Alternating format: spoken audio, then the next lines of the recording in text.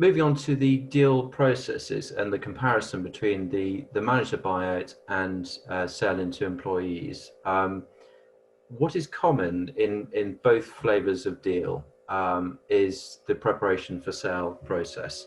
Now, this is really, really crucial.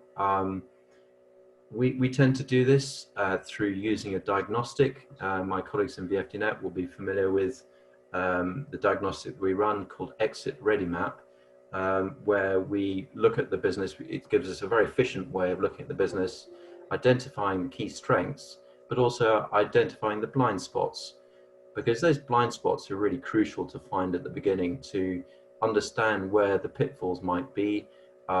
If you don't spot them and they crop up midway through the deal, it has two impacts. First of all, the timescale tends to go completely out the window. And secondly, the legal costs tend to go through the roof, neither of which are very pleasant, and it means you're left firefighting and possibly having the deal scuppered, and certainly not achieving the deal to time and to cost, which is usually our key objective.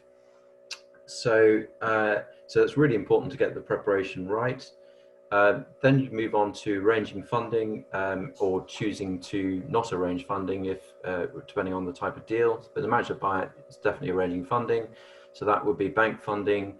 It could be equity funding, either private equity, venture capital funding, etc. And then you'd move on to due diligence. And in the case of the management buyout, typically the due diligence is driven a lot by the funders. So it'll either be the banks or the private equity firms that would actually be driving the questions on due diligence. So that's really important there. You then move on after, so due diligence we expect to be about a 2-month process. It then move on to the legals with the drafting the sale and purchase agreement and the haggling over that, reps and warranties, etc. And then you move through to completion, and then finally you get to communicate the deal. So if in a management buyout situation, the way I would tend to work it was I would be advising the owners and the managers that are involved in negotiation to keep the deal completely confidential till the day after the deal. And at the day after the deal, I would suggest that that's the time to communicate. So that's more of a conventional deal process. So if you're doing a trade sale, that would be very similar. That communication would come right at the end, because otherwise, if you communicate early, you tend to find that you set off a load of hares, and you're then managing all sorts of different conflicting concerns within the business and within people. So that's the norm. The norm is to communicate at the end of the deal. So how does the sale to employees differ? So this is really key.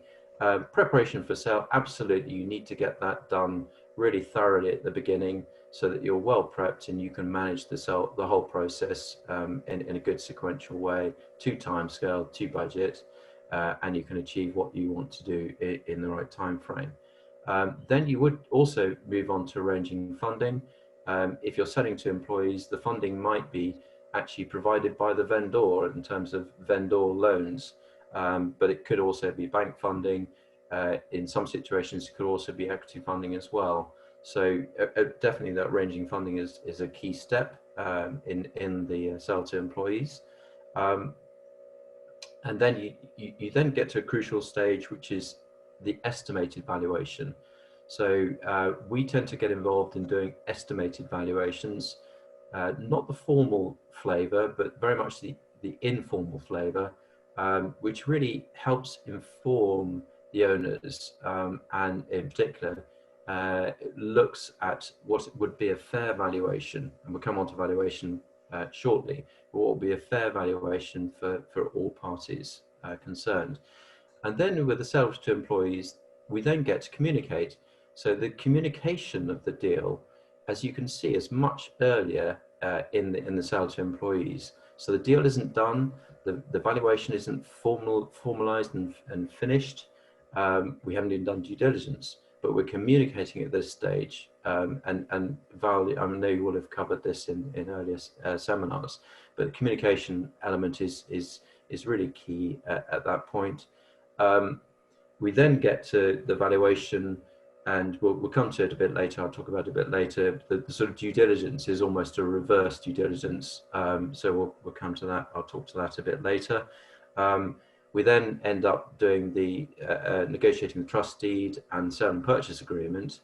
And finally, we then get to appoint the trustees. So usually the trustees are actually only appointed at the completion meeting, which is completely bizarre. So in effect, who are you negotiating with? Who's the negotiation with? So that's a really key question. And they're sort of the shadowy figures, the sort of shadow trustees are the key people involved at that point.